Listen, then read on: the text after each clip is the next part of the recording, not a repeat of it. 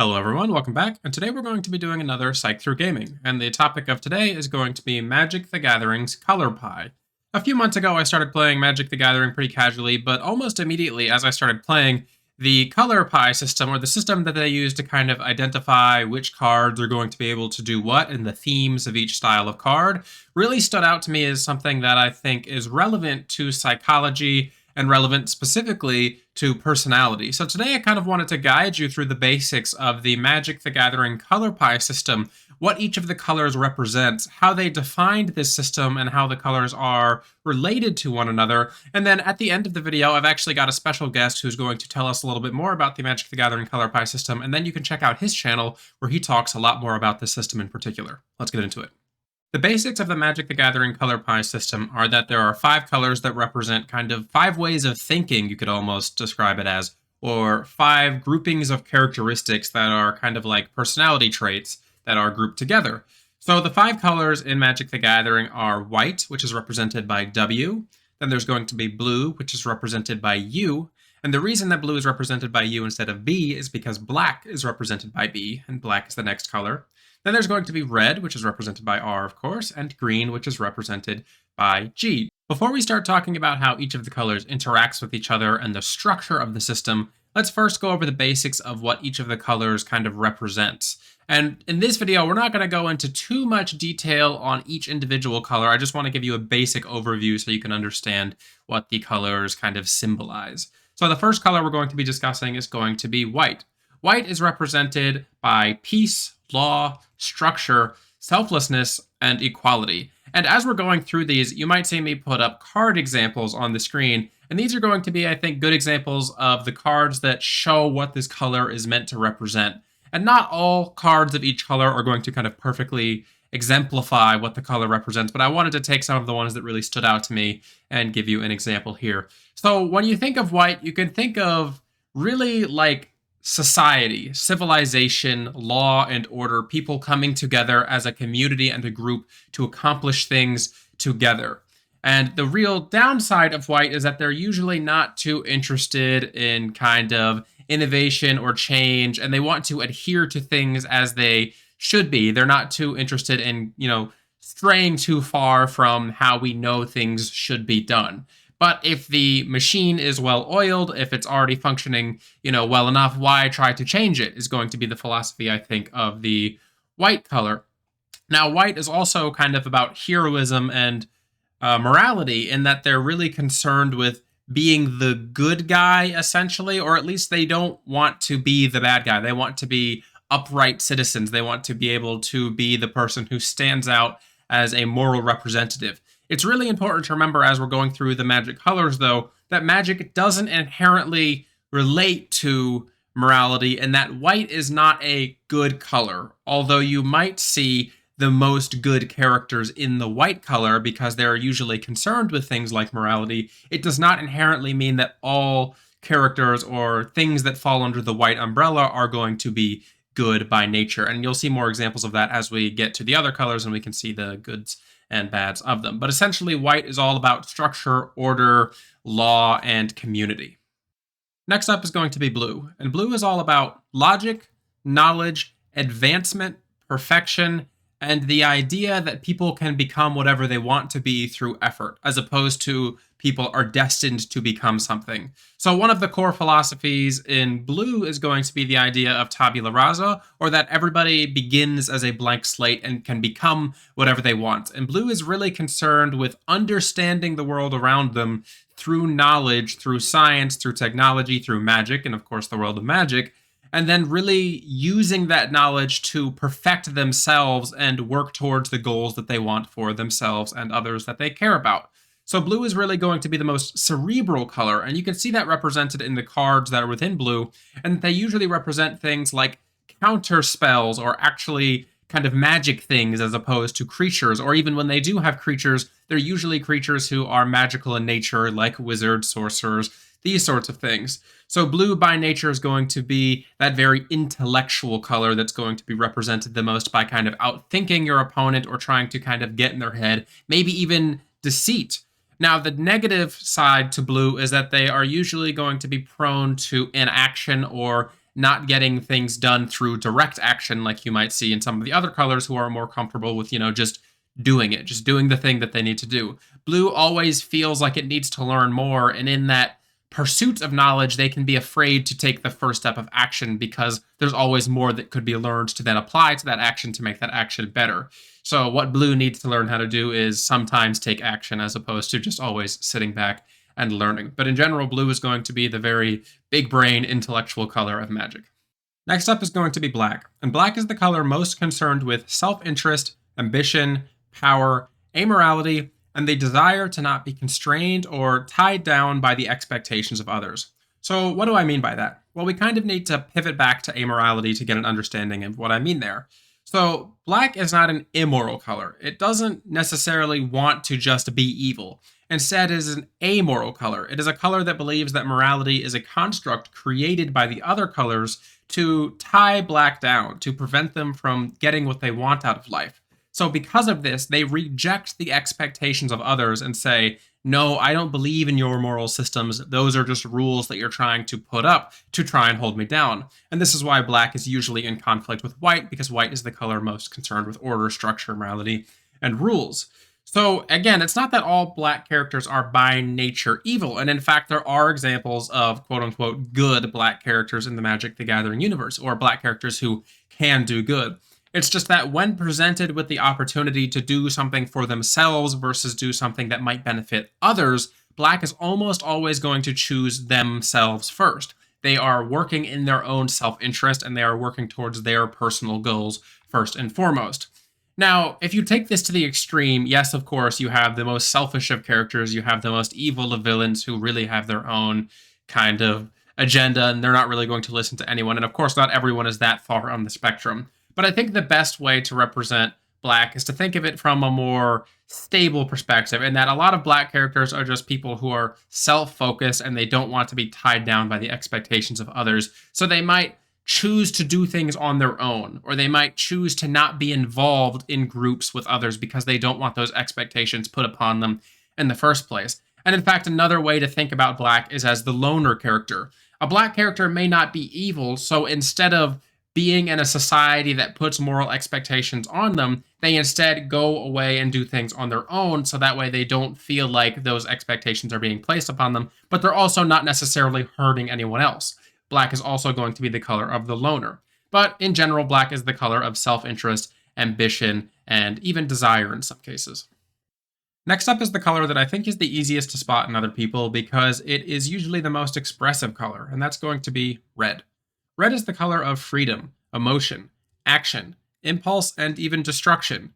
Red is the type of color, or the type of person who is red is the type of person who is going to throw caution to the wind. They're going to live life through action. They don't want to spend a lot of time stopping to think about how things might play out, and instead they want to just do things. They want to learn through trying. They want to make mistakes and learn from those mistakes, and they want to just jump right into the things that they want to do. Now, of course, the downside to red is that they are going to sometimes struggle or find themselves in bad situations because they jumped into something, and if they had just stopped and thought for a second, they might have been able to find a solution that didn't get them into the negative situation that they're in now. But on the plus side, red is not the color that is going to worry about missing an opportunity. If they want to try something, if they want to enjoy something, they allow themselves to do that. They allow themselves to enjoy those things or engage in those activities. Now, red is going to be slightly more concerned with morality than black. So red is also a color very concerned with individual freedom. They don't want to be contained by society or contained by the expectations of others. But red usually is also a color that wants to kind of lead by example. They want to be kind of heroic. They want to be exemplary, but they're more so about the actions, the achievements that they can achieve through those actions, instead of the morality itself, if that makes sense. So while white may do a heroic action because it's the right thing to do, you might find a red individual doing something heroic because it was cool, or because it was a challenge, because it was something that was standing in their way and they thought was really interesting. Red is the color that really wants to kind of push life to its limits and experience everything that it can experience and really live in the moment in that way. Last but not least, we have green. Green is the color of nature, wildlife, connection, spirituality, and tradition. Green you can think of as being the color most associated with the natural order of things. They believe that everything has a purpose, and they're far more going to believe in things like fate as opposed to some of the other colors. And what this means is that green is usually willing to believe that things are the way they are for a reason, and they're not really going to try and fight that as much as some of the other colors might. So, for example, while black and red might be associated with personal ambition, green might find that they're willing to sacrifice their own personal goals if it means that things are going to go as they should be going. Green is also going to be associated with preservation, as opposed to the other colors who are not going to be seeing things as things that need to be protected. So green might want to protect the forest. They might want to protect a shrine, for example. They're going to be guardians of nature, or they're just going to be nature in and of itself. A lot of the green cards in Magic the Gathering are literally just animals, spiders, dinosaurs, and other animals of that nature.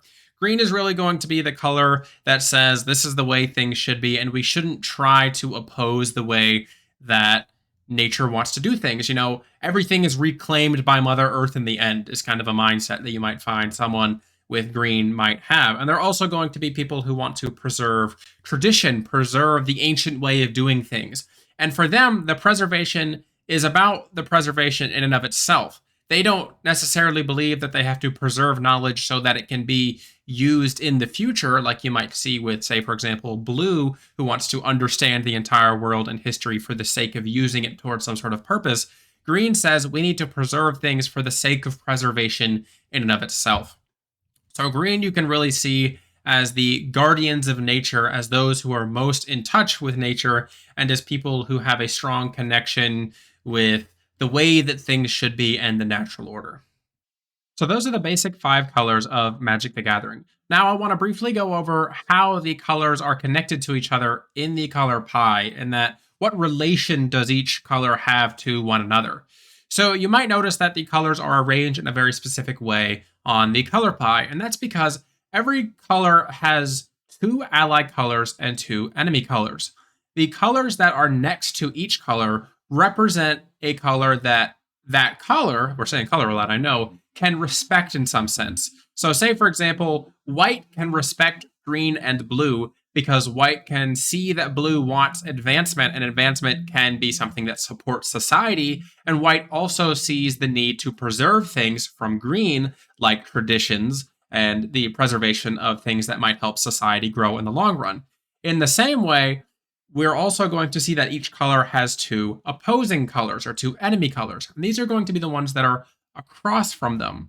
And these colors don't typically see eye to eye on everything. So if we look at white again, for example, white's enemy color or opposing colors are going to be red and black. So while white is most associated with morality and community, black is going to be associated with amorality and individuality, which is directly opposing to white's core philosophies. White is also going to be more orderly and full of structure, while red is going to be kind of free and impulsive, and that's going to be something that white doesn't exactly appreciate.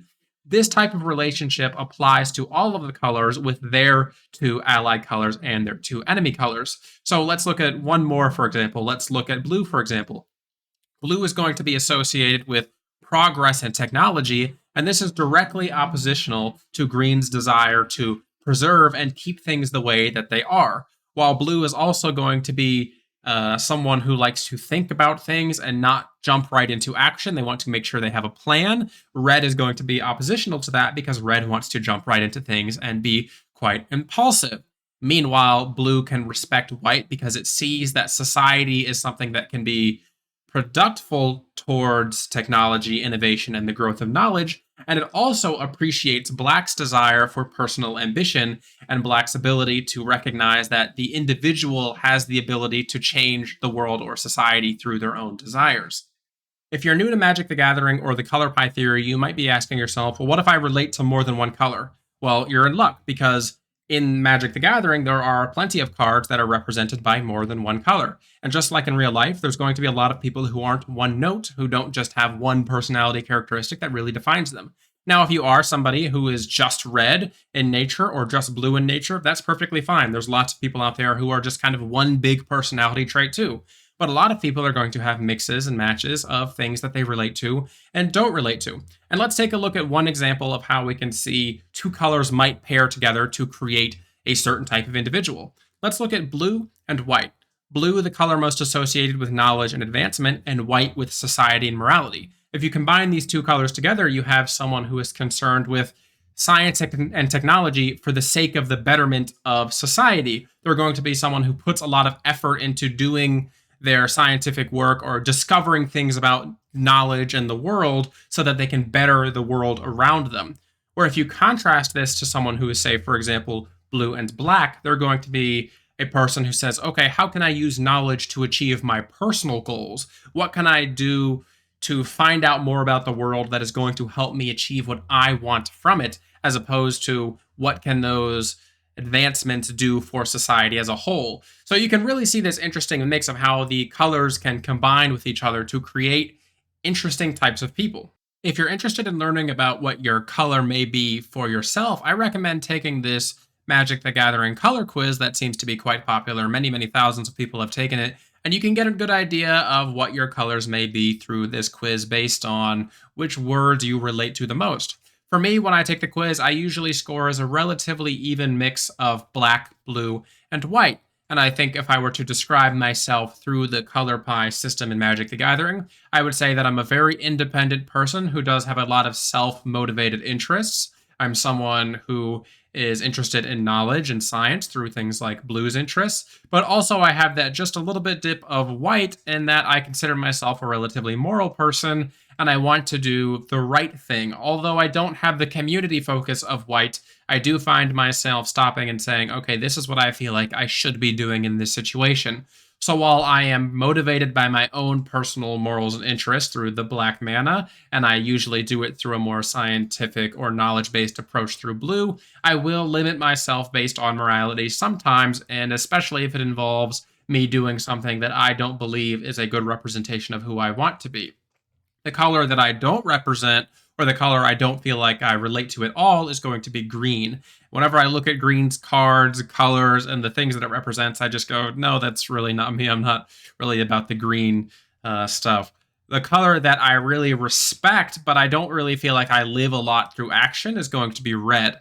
I think that action is very important, and while blue is something that struggles with inaction, that is something that I am not sure that I entirely agree with or even struggle with myself, because I'm very happy to hop into something and start trying right away if it's something that I think will help me achieve my personal pursuits. And because of that, I believe that I am a black base character through the Magic the Gathering system. I consider myself someone who's highly independent, focused on my own personal goals, and I am not afraid to get right going into action if it's going to help me achieve what I want out of things. So for that reason, I think that black is my primary color, but I have supporting blue, white, and maybe just a dip of red, but not much, and I don't see myself as having green. So take that quiz. Let me know what your results are down in the comment section below. You can find it in the description box. Now I'm going to pass things over to my special guest for this video, who is going to be DiceTry. Now, DiceTry has a channel really kind of dedicated to a lot of stuff surrounding the Magic the Gathering color pie, and he's going to answer a few questions for us here today. But then if you really want to get in depth about the Magic the Gathering color pie system, go check out his channel. He's got videos on all of the color combinations, what they represent as people, including duos and trios of color combinations, how the opposites interact with each other. It's just really great content, and it's actually what inspired me to make this video. So I'm going to pass things over to him. Enjoy.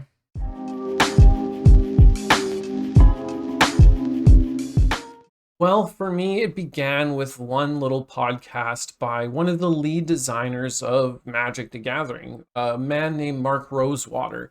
He did a series where he discussed each of the 5 colors as well as all of the 10 pairings.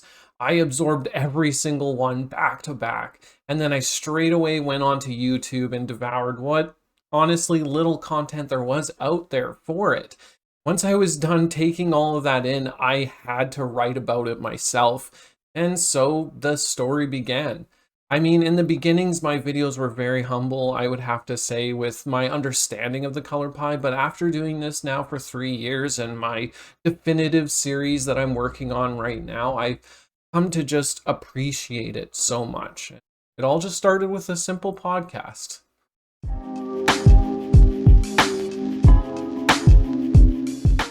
I love this question because, well, it's pretty much what my channel is based on. It really comes down to two things. For one, I believe it is an amazing framing device for bigger discussions. And the other way I like to use it is as a creative starting point. To my first point, I like to use it to start discussions about bigger things. Obviously, on my channel, we talk about how it applies to, well, the human experience, I guess I could say. Or you can talk about it in a way that frames discussions on other philosophies, on politics, or just to discuss characters you like or learn more about yourself. I know it's not exactly a one-to-one system for every belief system or every outlook that you can have, but I believe that if you begin to try to apply a color or a set of colors to something, it forces you to break it down into its simplest terms. And from what I always love to say is that if you can explain something in its simplest terms, it means you understand it. So it's almost an exercise in how you can break something down to its fundamental parts. And in that way, I think the color pie is amazing. It's also a great starting point for a conversation. I could say this person, this thing is these colors. I can then go on to explain why I believe that. And in that way, we can start a dialogue on things. In coming back to how it applies to framing and discussions on yourself, if you can have an honest conversation with yourself and ask yourself what colors you are, and then ask yourself why that is, you can learn a lot more about yourself. On the other end, it is, of course, an amazing way to spark creativity. If you look to Magic the Gathering, it's used in many ways to fundamentally build worlds, factions, and characters. And we, as consumers of the color pie, can use that for our own benefit. I like to use it in some of my videos where we make Dungeons and Dragons characters, where you simply roll colors and then build your character from that. But it doesn't even have to be for Dungeons and Dragons. It can be for your own creative writing. It can be for anything. So in that way, I just think that the color pie is a tool like many other things, and it works for so much more outside of Magic the Gathering.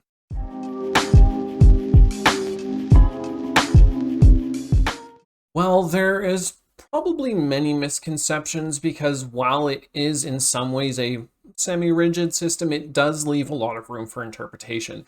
But for me, I think there are two major misconceptions about the color pie. For one, like I said earlier, it's great for applying and understanding yourself. But I think the misconception there is, you know what, we aren't as simple as 2 to 3 colors. Even though I love to tell you to pick 2 or 3 colors that you most associate with yourself, the truth is humans are far more complex than that. And every single one of us is all 5 colors. What it comes down to is a matter of degrees.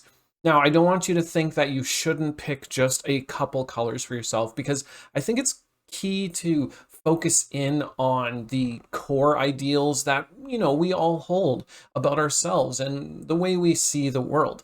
But when it comes down to it, it's true, we are 5 colors, and it's just a matter of what percent you are of each value. So keep that in mind whenever you use the color pie for yourself or for real figures or any sort of thing like that. But nonetheless, I would still stick to picking 2 to 3 colors for most things because it does help focus the conversation. Talking about degrees and percents really doesn't do a lot. But I would say that's a pretty big misconception that I like to break, is we are 5 colors when it comes down to it. The other misconception, and this is more to do with people who are new to the color pie, but there is definitely a misconception that black is inherently an evil color.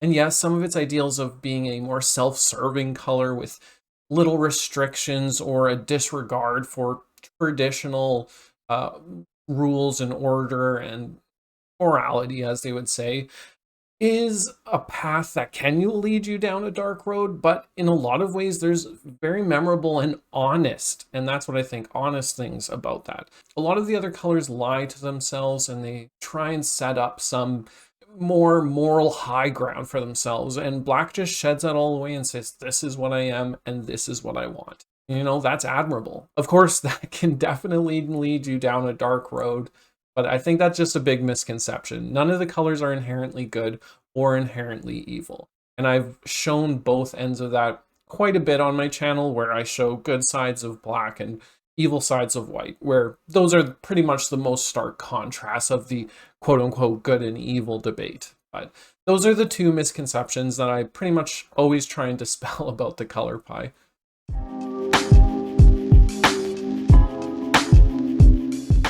Well, for me, my colors tend to fluctuate somewhat, but I would say the one color that is always present is blue, which I honestly find to be pretty inherent with most people that are interested in the color pie, because there tend to be more analytical and reflective type of people. But that's not always the case, and I don't want to say that's always the case, but for me, it's always been strongly with blue. Now, I don't always have a set in stone secondary color, but usually it's either white or green. I know I honestly wish, sometimes I always believe and I wish that it was more so black or, or red, because I love those very personal colors.